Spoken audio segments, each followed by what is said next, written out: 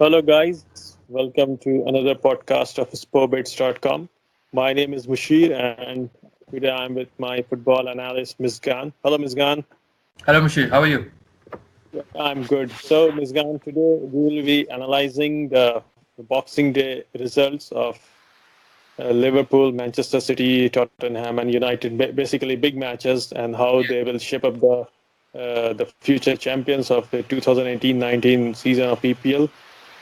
For the results, we saw that Liverpool have comprehensively defeated Newcastle 4-0, and most importantly for them, City lost 2-1 against Leicester, and Tottenham have Yeah, become second after Liverpool by comprehensively beating Bournemouth 5-0. Apart from this, we will be also discussing about the new shaping Manchester United with the new manager at helm. So, Ms. Gunn, can you give us some light how this yesterday result can shape up the table, and can Liverpool be able to carry this feel good factor which they have acquired very comprehensively this season? yeah. So regarding the Liverpool result, I think the most positive thing about yesterday was Liverpool winning. That was an expected thing. Newcastle never really turned up as well, but the main thing Mhm. was Manchester City losing. I think, and the way the Manchester City are losing is the main positive for any other title rival this season. If you can join Spurs in that as well, the way they are playing at the moment. Because okay, Liverpool won 4-0. That was a routine win. That was quite expected. But we will focus a little bit of Manchester City because City have been conceding goals for fun in the last month or so. They haven't kept a clean sheet in the last 7 to 8 league games, which is Yeah. quite a worrisome fact if you are challenging for a league title. So in that sense, it is quite alarming for Pep Guardiola's men. I think they are now, because of their bad defense, they are deservingly 7 points behind the pace setters of this league. So in terms of the feel good factor which you mentioned about Liverpool, I think it's on the highest amount here, the feel good factor at Anfield and among the squad players as well. Everybody Yeah. is contributing to the result. Everybody is managing to play well every time the manager picks them. So I think that feel good factor, that I think so that aura of a team who Mhm. expects to win every time they step onto the field is quite good. I think. Yeah, and you asked about whether Liverpool can carry this momentum through the season. I think yes, they can carry just because they have the squad. I think Mhm. uh, they have the squad in terms of, I should say, they have a good midfield bunch of players, 5 to 6 players where they can rotate. Like yesterday, we Yep. saw their midfield rotate. Wijnaldum, their best midfielder, played 1 hour and then he was replaced. So they have good options on the bench. The only worry is their left back. They don't have a backup for left back, which I think they can rectify in January. Other than that, very good squad and pretty much on course. Yeah, of course. It seems that Manchester City is having quite a trouble at the back. Their defense is getting poor, and their goalkeeper is nowhere to be contributing with stopping the easy goals. Yeah, Also against yeah, Leicester, it was a yeah. The very thing, easy header that he could have tried to stop. And the same thing I just want to ask with you, Ms. Gan. The I think the back six or back seven players of Liverpool have contributed more in setting the trend of this season rather than the only front three which on which they were always relying in the previous seasons. Is this something really pragmatic the way they have approached the matches this time, and they haven't lost any so far? Is this the thing, the missing link they were having in the whenever they were playing their seasons? They were always on the top four, but never had the click to go to win the title. yeah, I think you're right about now able to rely on both sides of the pitch. I think Liverpool in the past, I should say, since Hmm. Brendan Rodgers arrived, were reliant on attacks.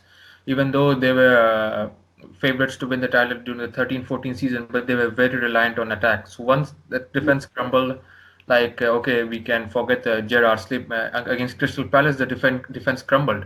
So Yeah. if imagine Virgil van Dijk and Alisson being there at Crystal Palace and Liverpool leading 3-0, you couldn't have imagined them conceding 3 goals in the last 10 minutes. Yeah, So yeah, exactly. that is very important. I think the reliance I think reliance on every player is equal now. So the Mm. pressure is divided. So that is why the team is playing well.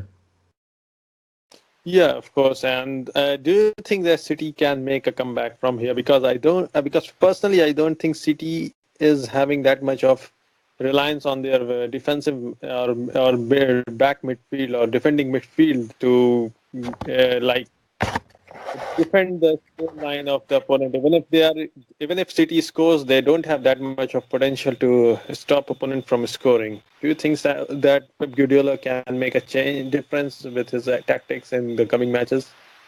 Yeah, he has some problems in fullbacks. I think Kyle Walker had Mhm. a nightmare of a game against Crystal Palace, and Danilo replaced him in the last game. He didn't do well as well. They have a problem at left back. Mendy is injured. Delph now is out for 3 games after a very horrendous tackle on one of the Leicester Yeah. players. So he's out for 3 games. So they are short on that. They have good centre backs. But the main Mhm. thing is they haven't replaced, they haven't they didn't buy backup for Fernandinho, which was very important. I think Fernandinho is injured. He didn't play against Crystal Palace. He didn't play in the last game as well against Leicester, and he's not going to play for the next 2 to 3 games as well as currently suspected. So that is a huge loss. I think Fernandinho ticks everything. He alerts the defense when there's need to be alerted, and he also ticks the midfield from the back. So I think in that sense, Manchester City are short.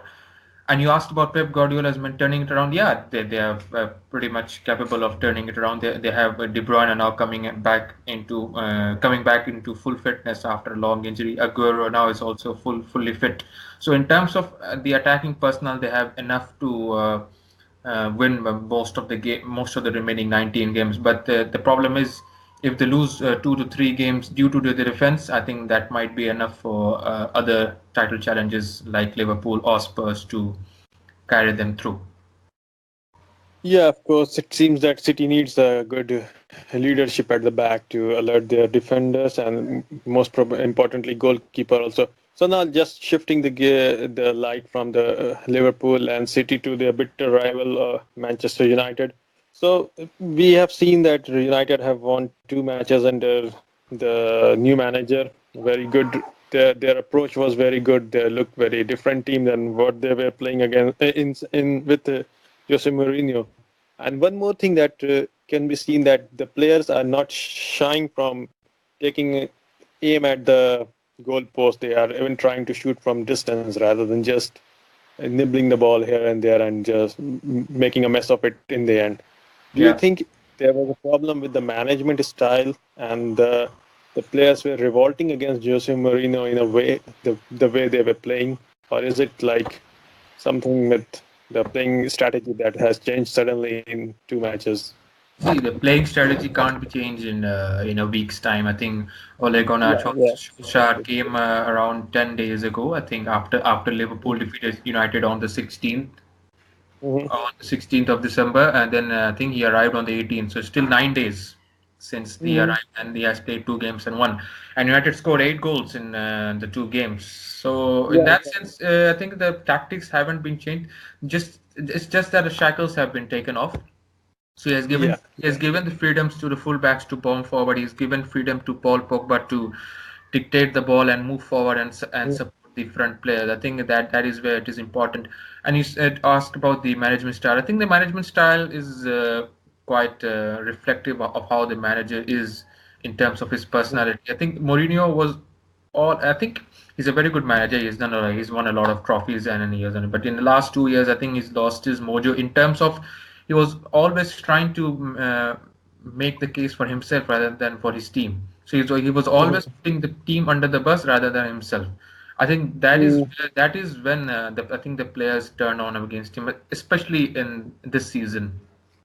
Yeah, If you absolutely. say that okay, I am as a manager, I'm not at fault at all times. My players are always playing bad. I am instructing them in the right manner, and the players are not doing that. See, for 18 games or 17 games, I think the players won't do that for a stretch of 18 games. For 1 or 2 games, it Mhm. happens that players are not able to obey what the manager Yeah, yeah. wanted him to do. Exactly. So in that sense, I think the players turned down against him, and the performance against Liverpool was really bad. So he had to get the sack. Yeah,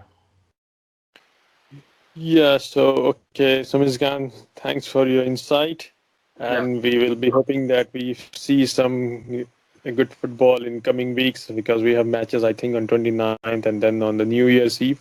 Yeah. So good matches are coming up, and they may shape up the who will be the champion for this season because we have already reached half mark of the total matches, and we just hope that new manager at United keeps up with his good work, and we get a very good rival between Liverpool and United continuing. So thanks, Muskan. Thanks for your time, Thanks a lot. and have a nice holidays. Okay, bye Yeah, bye. thanks a lot. Bye.